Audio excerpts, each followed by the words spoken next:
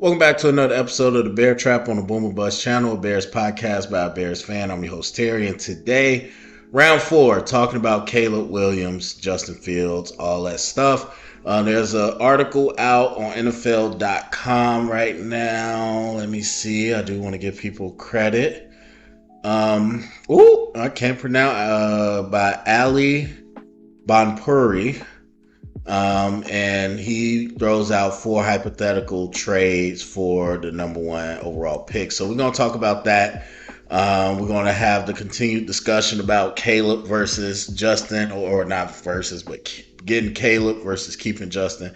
We're gonna break that all down. So first, I'll start by saying I think these trades are a little silly, a little bit out there, and so I don't 100% dislike the article. I think he sets it up well in terms of saying that we're going to give this pick a little bit more of a boost because of who the pick is.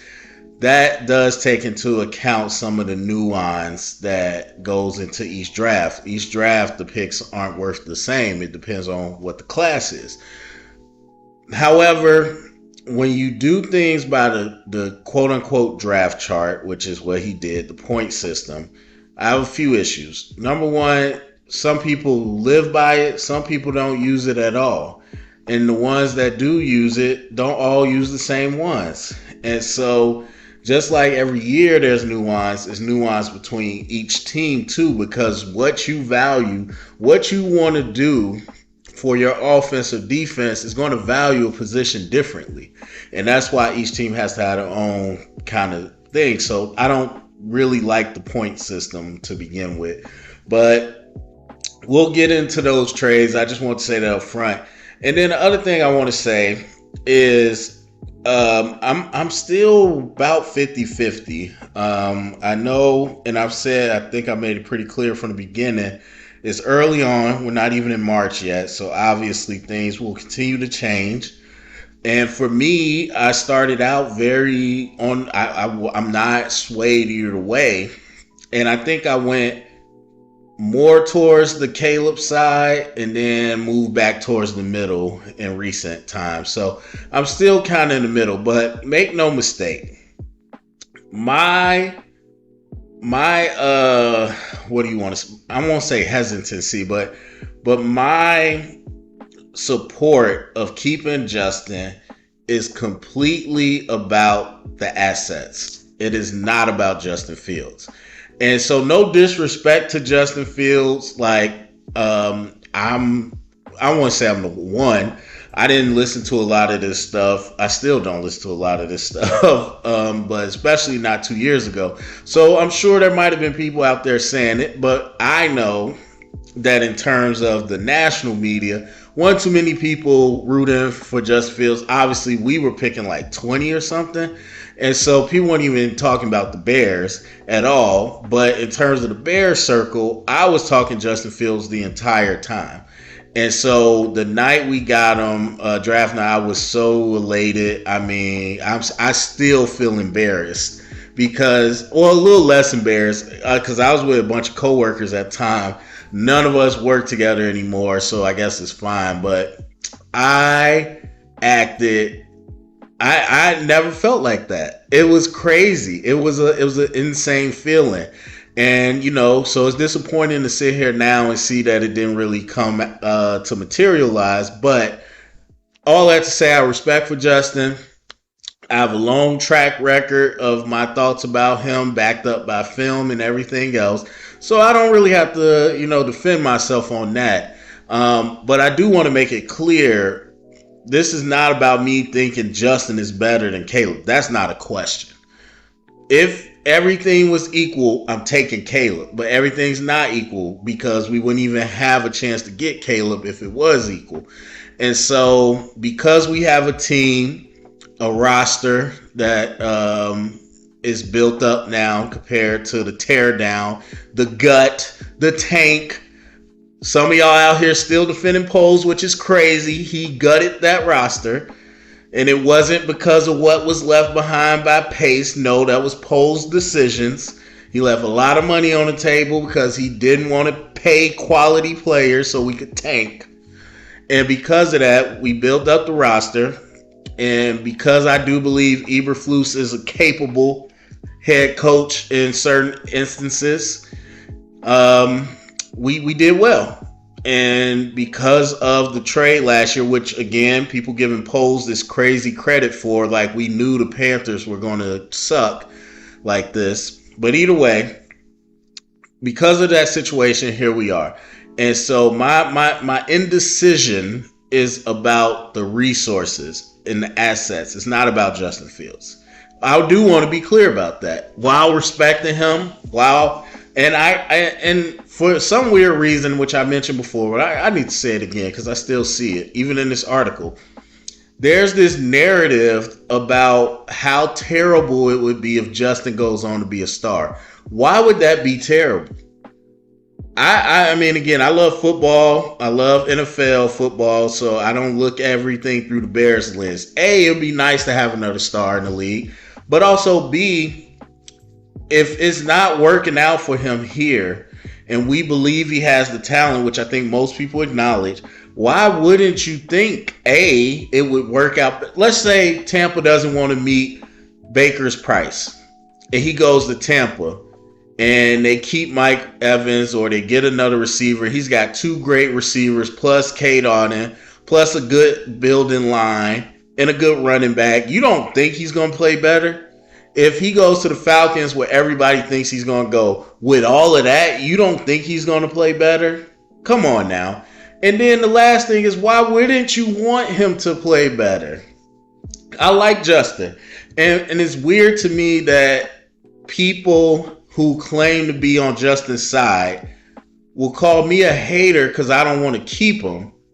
But yet, they also don't want to see him succeed other places. So who's the real hater? But anyway, so that's a silly narrative. I think he should go on and he can absolutely be great. There's a reason I wanted to draft him. He's got that skill trace. I could say all that. But yeah, it's if the price is right, cool. He can be better with a better cast. And he might even ultimately just be our guy because he's so young and physically gifted. But apples to apples, no way he's better than Caleb Williams. So there's that. I just want to be clear about that. All right. So with that being said, let's get into these trades. I'm not going to spend a ton of time because I think they're a little far-fetching, but we'll break it down. So, and you can read the article yourself to get all the real nitty-gritty of the numbers in terms of the how they determine the point system. So the first trade is with the Commanders, which I think is the most likely trade. And in this one, we flip. They get one, we get two. And we get both of their second-round picks, one which is really ours. And those are both top 40. So if you want to say 36, that's like 33, 34, 35. Yeah, that's the fourth pick in the second round. And then 4 picks later will be number 40. So I wouldn't say we would essentially have 2 more first round picks. It is different. But we would go from not having any second round picks to having 2 at the top of the second round. And then we get a third round compensatory pick. So that would have to determine where that's at. But we would have another third round pick. So this trade isn't as crazy as the other ones. To me, this is kind of doable. And this is straight up just for our pick. And the reason I think this trade has good synergy is because the Commanders have our pick. So for them, it's essentially not giving up anything because they were going to let Sweat and Chase go. And so they got something back for them. And it's not like, oh man, we just gave it up. No, you're getting Caleb Williams. That is the backbreaker. So they're using an asset that they gained, a great asset that they gained for someone they probably was going to let go. And now they get to reuse that asset to get Caleb Williams. So I think it has good synergy.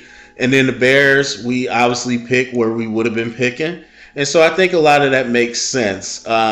We get ours back, but then we get a extra ammo in the second round. Now, the thing to remember about this draft, and I say it every year, every draft is different. Because of the way the class is, rounds 2, 3, and 4 are going to be extremely important. More so rounds 2 and 3. Because of this class doesn't have it has depth, but it doesn't have a ton of star power. So outside of the big names, and really, to be honest, if I'm being honest, Caleb and the quarterbacks might be the only big names. Despite what you think about Marvin Harrison, there's a ton of receivers. And there's some up there that are really good. As you know, I think Rome Odunze is better than Marvin as a prospect. So there's options there. Joe Alt, I think, is head and shoulders above. But there's other great tackles, a lot of great tackles, or a lot of tackles. And then there's no real big-time defensive players. So the way this draft is set up, you're going to have a lot of surprise names get pushed into the second round that you thought probably would go in the first, and vice versa. So that second and third round are going to be real important. To completely miss out in the second round would be devastating for a team like us, especially where our needs are not top of the line of the class. Like there's 3 or 4 interior linemen that I would love to have, but they're not top 10 picks. We could get them much later.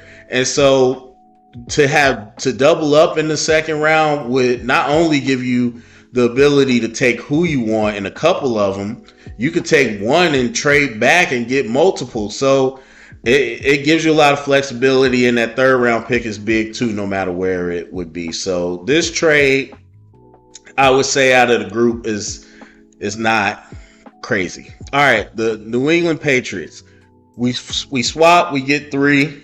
They give us their second round pick, which is the second in the second round. So really high. That one you could mess around and say kind of essentially a first round pick, whatever. But then they give us a first round pick next year, and in 2026 they give us a third round pick. I think this is a little far-fetched because you moving up 2 spots. You're moving up 2 spots, which is, okay. The second round, definitely. The first round next year, that's a little tough, especially for the Patriots. That's not something they typically do. I don't know what the Patriots have. I don't know what any of these teams have to give you an alternative. So yeah, they might not have a second round pick, whatever. But I tend to think that a second rounder next year, a second and a third next year, makes more sense than giving up their first round pick, especially when you're going into a year, the first year of complete change. You pick a number 3 right now, and then you're going into a year of complete change. You're probably not going to be that great, and your division is really tough. So giving up a first round pick that is essentially probably going to be top 10 is a little difficult. And I do think there is a world where the NFL is going to get more like the NBA, because there's nothing stopping you from saying this is top 5 protected. So if it's a top 5 pick, we keep it and you get a second round pick, whatever. In that case, I could understand it more, but as it is right now, this is a little bit of tough. You would really have to want Caleb Williams, and I don't think they want Caleb Williams, to be honest. So I don't know how feasible that trade is. Then you go to the Giants, which I think is very far-fetched. So we would swap. They would get 1. We would get 6. They would give us a second round pick this year, which is 39. So again, top of the second round. They would give us a third round pick. this year, a first round next year, and a first round the year after. That's crazy. I just don't see that happening. I don't see that happening. And they mentioned in the article, like you got Daniel Jones and his contract. That's going to make that difficult already to carry both quarterbacks. But also, that's just and with swaps, I don't really count that. So that's kind of even to me. So I'm gonna say you giving me 2 first round picks to swap plus a second and third round pick in the same draft. That is a ton of capital. I just don't know. I don't know. With us giving nothing back, that would be an insane move, in my opinion. So I don't know about that one. And then this last one I think is crazy too.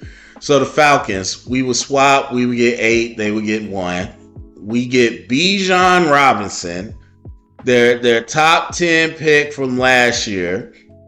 We would get a third round pick this year, which is 74.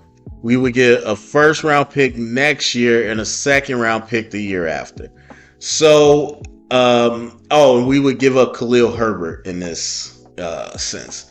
So I think, yeah, the way he has the points set up, the Falcons would be giving up the most in this scenario. But I don't even know, because this is the only one where we're giving up something else. And they're giving up a first round pick in 25 and a second in 26, while the Giants are giving up 2 first round picks. Obviously, they're giving us Bijan, so that's different. But look, it's just like a car for the most part. Not all the time, but definitely at running back. Once you take it off the lot, it loses value. Like a Falcons top 10 pick last year is worth way more than Bijan is worth right now. That's just the facts of the matter. And not saying he's not great or anything, but there's no way to giving up Bijan. And then to give up this haul to get Caleb, which you would still have some weapons there, but then you lose one of the best weapons, which is Bijan. So I think, yeah, this doesn't make any sense. This trade doesn't make any sense to me. This is a little bit fantasy. So this is where I think a lot of fans online get into this Madden mode, where they're cooking up these crazy trades. And it's not just online, it's people in radio, definitely people in TV, obviously these writers. Like, bro, y'all got to be realistic. And I'm not saying somebody wouldn't come break the bank to get Caleb Williams, but it's not a high probability. It only takes one, but let's not act like everybody's putting together a crazy trade package. Yes, I think it's very possible to find a team to give up a veteran player who is in their prime and that they probably don't want to give up, like we got with DJ Moore. Yes, that's possible. Do I think it's possible to get another first round pick? Yes, I think that's possible. There's a number of things I think are possible singularly, not all together. I don't know that there's a team that's about to do that. And again, we want to look at last year's trade with the Panthers, and they moved up 8 spots, I believe. I want to say that was right. I have to look up what that trade was, actually. But either way, people want to use that as a barometer, and I get it, and that's fine. And you could very easily say somebody looked at that and was like, or the way it worked out, and was like, yeah, we're not doing that. But it only takes one. So, yeah, they went from 9 to 1, so they went up 8 spots. They gave us a late second round pick, much later than what some of these people are asking for. And then we got their first round pick this year, and we got a second round pick next year. So to move up, plus we got DJ Moore, of course. So to move up from 2 to 1 or 3 to 1 and give up those amount of resources, And the Falcons, I get it because you're trying to make it apples to last year, but I don't think the Falcons are the Panthers. And I don't think they're going to do that exact thing. If anything, they probably want Justin Fields. So, yeah. Anyway, those are the trades that they talked about. But while we're on the subject of the trades, I think the real prospect that gets me going, and I don't blame anybody like in any area of Bear fandom from being excited. I don't blame anybody because this is groundbreaking. Not only this situation itself, but the fact that this is the second year in a row we're doing this. And so this is groundbreaking. I mean, I can't remember the last time we had a number one pick. I can't remember the last time. Well, I know we've never been in position to have a generational quarterback. Even as good as people thought Bryce Young was last year. And so we've never really had this chance to kind of take the guy at quarterback. And obviously most teams never really had the situation to gain this much capital. But the biggest thing to me that's exciting is that if you do a trade, I think a more reasonable trade probably, with a Commanders or Patriots, there is the very real possibility you like Jaden Daniels or you like Drake May better than Caleb Williams, and you still take a quarterback, and then we just keep rolling. But I think the scenario that everybody is really looking at is that we keep Justin Fields, and then we trade that pick. And then we get even more stuff. So, like, we get two historic hauls in the same draft. And now we get to sit here and have a pick of the litter of what we want to build this team up with, which is super intriguing. And it does keep me, I don't know, say keep me up at night, but I do think about it as I lay down getting ready to sleep, just how, crazy that be. That is fantasy football trading. That is Madden. But I do think a couple things you gotta remember. Those are rookies you're talking about. Even if this ain't this ain't draft day, which we're kind of getting into that territory. I'm not gonna lie. I can't wait to hear that Caleb Williams didn't have people at his birthday party. But this isn't draft day. But so, and even then, that was what? 3 rookies, 2. No, it was just 2. He took the linebacker, and then he took the running back, and then the quarterback came back. But this ain't draft day where we about to have 5 5 top 100 rookies come in and just all start and become all pros. That's not how that works. And so even if we did get that type of return, there's probably going to be speed bumps. All of them probably wouldn't start. Yes, we'll get some people to help, but it takes time. Like I one of the projects I want to do probably won't be until like the middle of June or July or something, is to go back and watch Darnell Wright, because I heard a lot of great things, and I watched every Bears game, and I don't remember seeing it, but we'll go to the all 22 and really get a good close look at it. And then it's not to say that he's not good. I knew he could grow, and I expect him to be better this year. But even him, he had struggles. Even some of these guys that I think are 10-year starters on the O-line, they're probably going to have struggles if they start. Defenders, more than likely, will have struggles. And so, yes, it'll be nice to have it, but it ain't like we about to turn around and win the Super Bowl.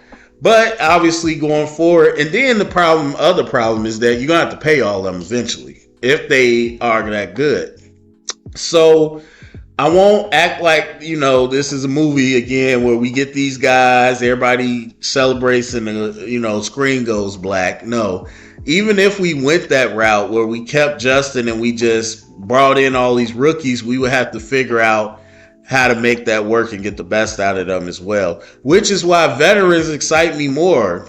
Like, I was not expecting the Panthers would get rid of their number one target on a team that doesn't have a lot of talent once they got a quarterback, but they did. And so once I heard that, I'm excited. I mean, DJ Moore to me has gotten really good. Not again, still don't think he's a top 20 receiver, more than likely, but I'm like, at least that's a guy that I know what I'm getting out of. And so to say that we would get what's his name? Jonathan Allen from the Commanders. And well, the Patriots really ain't got nobody we want. Well, let's say a Judon, I guess, or a Christian Gonzalez. Although people are in the habit of trading young players, and so something like that. Not a Bijan because they not gonna get him up, but something like that. Yeah, that would excite me more, to be honest, than a bunch of picks. Like, yeah, you want some picks, especially some future picks, but this particular class this year, that second, third, fourth round will be good. Some mid round picks. But I don't need a bunch of first round picks for this draft. I'm gonna be honest with you. So, but that's the enticing part, and I do recognize that. So that's what gets me excited about the idea of potentially, keeping Fields, not Fields himself. And as I sit here today, I'm really 50-50 on it. I really am. I mean, neither one is a perfect solution. And I think the people who are team keep Justin Fields act like it's a perfect solution. I don't think it is. I think there's a number of speed bumps you have to get over no matter which way you go. Because the thing is, Shane Waldron, he might be different than Getsy, a lot different, but he's bringing in a lot of the same philosophies. And if Justin comes back, he's still learning a new system, and he's learning a new OC, no matter how it goes. And what he might want to do nowadays might not gel with what that Shanahan McVay system is. And so that's a hump you got to work with. And then again, whatever rookies you do bring in, that's a hump you got to work with. Caleb Williams coming in. Can he, and I believe he should, but will he, I should say, conform to a more regulated system? And how fast can he grow into that? And so that's going to, I mean, I don't know him. He could be a genius, but I would expect any rookie is still going to have some type of learning curve. So that's a bump you got to get over if you go with Caleb. And again, we're in such a crazy position because usually you'd be like, okay, you'll be like the Panthers. We taking Caleb and we kind of naked the rest of it. We not. We got another top 10 pick that we could trade back and really get a couple more players.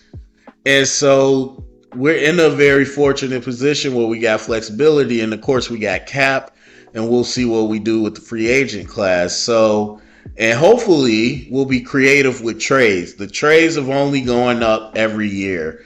More and more the NFL is trading. And so hopefully in terms of just acquiring players, not trading our picks, hopefully we can get creative with some of the trades. I'm thinking of AJ Brown, who was coming up.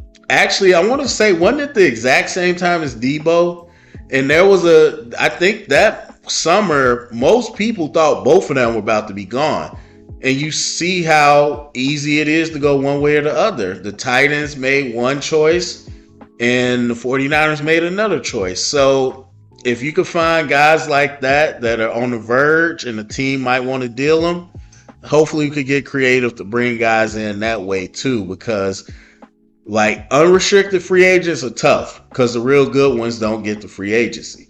And so, there's ways to support Caleb. And so there's positives to it, but there's going to be bumps.